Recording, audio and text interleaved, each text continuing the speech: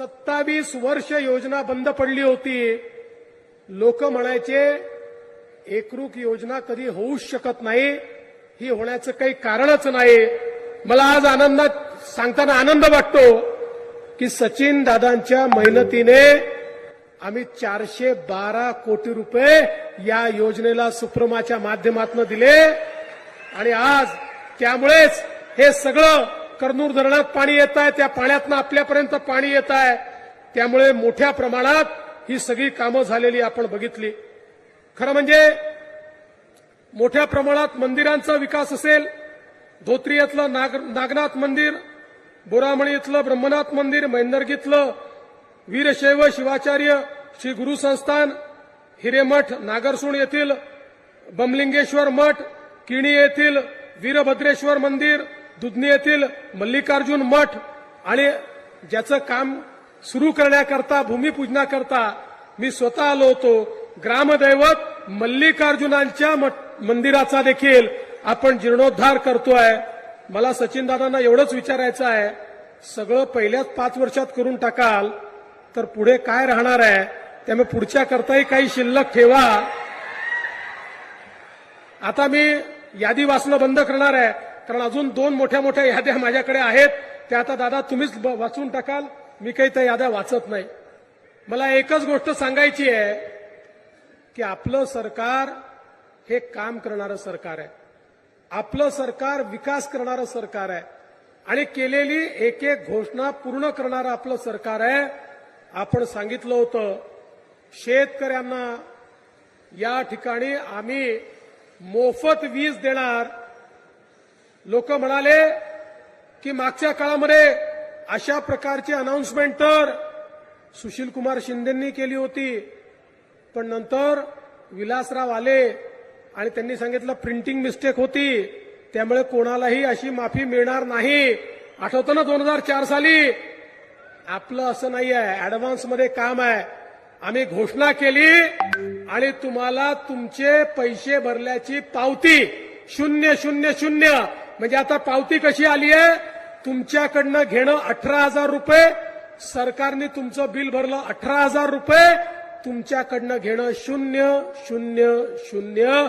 पुढच्या 5 वर्षाकरता आता तुमच्याकडनं विजेचं बिल हे घेतलं जाणार नाही. ही व्यवस्था आपल्या सरकारने केली आहे. आणि त्याच्याही पलीकडे काय करतोय आपण? आता आपण सौर कृषी वाहिनीची कामं चालू केली. 12,000 मेगावॅटची कामं सुरू झाली आहेत. पुढच्या 15 महिन्यानंतर 15 ते 18 महिन्यानंतर आमच्या शेतकऱ्याला 365 दिवस दिवसा 12 तास अखंडित वीज ही आम्ही त्या ठिकाणी देणार आहोत. 365 दिवसही देणार आहोत. आणि यासोबत आपण आता सौर कृषी पंपाची योजना आणली. 7.5 HPचा पंप तुम्हाला पाहिजे असेल, काहीच करायचं कारण नाही, मागेल त्याला कृषी पंप ही योजना आहे. एकूण त्याचा जो खर्च आहे त्याच्या फक्त 10% पैसे शेतकऱ्यांनी भरायचे, 90% पैसे राज्य सरकार भरून तुमच्याकडे तो पंप लावून देईल. पुढचे 25 वर्ष विजेचा 1 रुपयाचा खर्च देखील तुम्हाला येणार नाही. आणि जर तुम्ही वापरल्यापेक्षा जास्त वीज तुम्ही तयार केली तर ती वीज आम्ही खरेदी देखील करू आणि त्याचे पैसे तुम्हाला वेगळे देऊ. आणि एवढंच नाही तर हा जो पंप आहे 5 वर्षापर्यंत याची सगळी गॅरंटी आमची आहे. याचा इन्शुरन्स आम्ही केलाय. पंप चोरीला गेला पैसे आम्ही भरू, तुटफूट झाली पैसे आम्ही भरू. त्यामुळे शेतकऱ्याने हा पंप लावायचा आणि 25 वर्ष विजेचं बिल काय असतं हे विसरून जायचं. अशा प्रकारची योजना आता आपल्या सरकारने या ठिकाणी आणलेली आहे. शेतकऱ्यांकरता काम करणारं आपलं सरकार आहे. आज आपण 1 रुपयात पीक विमा दिला. 8,000 कोटी रुपये शेतकऱ्यांच्या खात्यामध्ये त्या ठिकाणी देण्याचं काम आपण केलं आहे. आपल्याला माहिती आहे किसान सन्मान योजनेसोबत आपण नमो किसान सन्मान योजना चालू केली. 12,000 रुपये शेतकऱ्यांच्या खात्यामध्ये आपण त्या ठिकाणी थेट देतो. एकीकडे शेतकऱ्यांकरता केलेल्या विविध योजना आहेत आणि दुसरीकडे आमच्या सगळ्या लाडक्या बहिणी या ठिकाणी बसलेल्या आहेत. आपल्या देशाचे प्रधानमंत्री माननीय मोदीजींनी सांगितलं, आपल्याला भारत हा विकसित भारत तयार करायचा असेल तर आपल्याला आपल्या लोकसंख्येच्या 50% हिस्सा असलेल्या ज्या महिला आहेत या महिलांना आपल्याला आर्थिक केंद्रस्थानी आणि सामाजिक केंद्रस्थानी आणावं लागेल, तरच भारत पुढे जाईल. आणि मग मोदीजींनी योजना सुरू केल्या, बेटी बचाओ बेटी पढाओ पासनं तर लखपती दीदी पर्यंतच्या योजना. मला सांगताना आनंद वाटतो, परवा आम्ही जळगावला लखपती दीदी संमेलन घेतलं. त्याच्यामध्ये 11 लाख महाराष्ट्रातल्या महिला अशा होत्या की ज्यांनी मोदीजींच्या योजनेतनं व्यवसाय सुरू केला आणि आता वर्षाला 1 लाखाच्या वर त्या पैसा कमावतात. कोणी 2 लाख कमवतो, कोणी 4 लाख कमवतो, कोणी 8 लाख कमवतो. एक महिला, मी तिच्याशी बोललो, ती म्हणाली, भाऊ 2-3 वर्षापूर्वी 4 वर्षापूर्वी मी घरगुती महिला होती.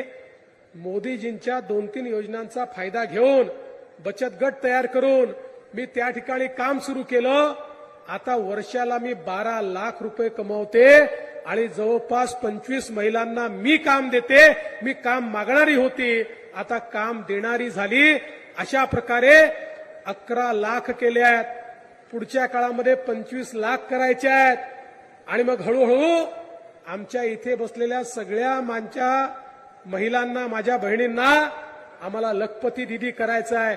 1 करोड लखपती दीदी या महाराष्ट्रामध्ये करण्याचा निर्धार आपण या ठिकाणी केलेला आहे. आपल्याला माहिती आहे, आपण लेक लाडकीसारखी योजना आणली. या योजनेच्या अंतर्गत घरी जर मुलगी जन्माला आली तर मुलीच्या जन्माचं स्वागत झालं पाहिजे. मुलगी जन्माला आली की 5,000 रुपये, ती पहिल्या वर्गात गेली की 5,000 रुपये, ती 4थ्या वर्गात गेली की 7,000 रुपये, ती 7व्या वर्गात गेली की 7,000 रुपये, ती 11व्या वर्गात गेली की 8,000 रुपये, ती 18 वर्षाची झाली की 75,000 रुपये. असे 1 लाख रुपये ज्यांच्या घरी मुलगी जन्माला येईल त्या घराला देण्याचा निर्णय आपण केला. आणि अनेक घरांमध्ये गेले 1 वर्ष हे पैसे देणं आपण सुरू केलेलं आहे. एवढंच नाही तर आमच्या लाडक्या बहिणींकरता आम्ही एसटीच्या प्रवासामध्ये 50% सवलत दिली. आता महिलांना 50%च तिकीट लागतं. ज्यावेळी हा निर्णय घेतला, एसटी विभागाचे लोक सगळे आमच्याकडे आले आणि येऊन त्या ठिकाणी म्हणाले, साहेब अशा प्रकारचा निर्णय करू नका, आमची एसटी डबघाईला येईल. आम्ही सांगितलं निर्णय घ्यावा लागेल. 1 महिन्यापूर्वी ते सगळे लोक आले, म्हणाले साहेब काय उत्तम निर्णय झाला. आम्ही म्हटलं अरे तुम्ही तर रडत होतात. म्हणाला नाही, इतक्या महिलांनी प्रवास चालू केला की आमची तोट्यात असलेली एसटी आता फायद्यामध्ये आली. ही ताकद आमच्या माता भगिनींची आहे. आता तर परिस्थिती अशी आहे, आमच्या बहिणी आमच्या भाऊजींना सांगतात तुम्ही घरी बसा.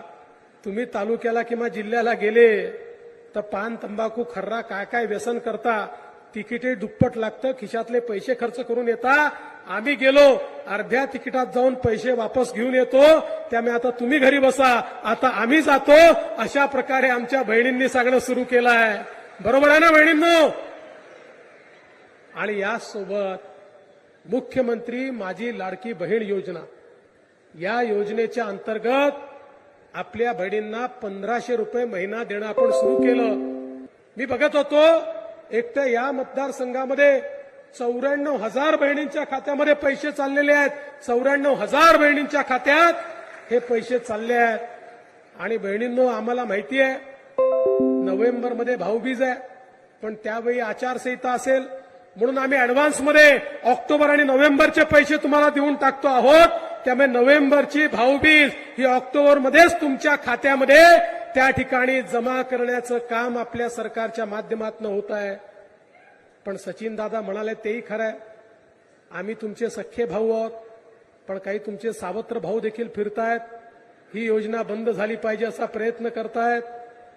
काँग्रेसचे अध्यक्ष नाना पटोले आणि काँग्रेसचे मंत्री सुनील केदार यांचे अधिकृत निवडणूक प्रमुख अनिल वडपल्लीवर हे नागपूरच्या उच्च न्यायालयात गेले आणि त्या ठिकाणी त्यांनी केस टाकली की लाडकी बहीण योजना, लेक लाडकी योजना, अर्ध्या तिकिटाची योजना, या सगळ्या योजना म्हणजे पैशाचा चुराडा आहे, या योजना बंद केल्या पाहिजेत, अशा प्रकारची केस त्यांनी टाकली.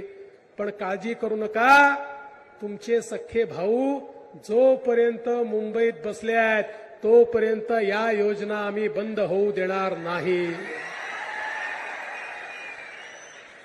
आज खरं म्हणजे आपल्या मुलींनाही उच्च शिक्षणाकरता मोफत ही सोय आपण उपलब्ध करून दिली.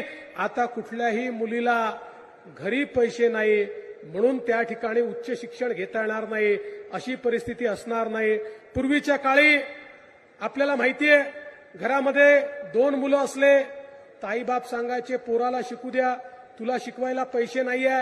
पण आता आम्ही सांगितलं की पोरच्याकडे पैसे नसतील तर पोरीचे मामा मुंबईमध्ये बसले आहेत, ते पोरीचे पैसे पाठवतील, पण पोरींना शिकवलंच पाहिजे.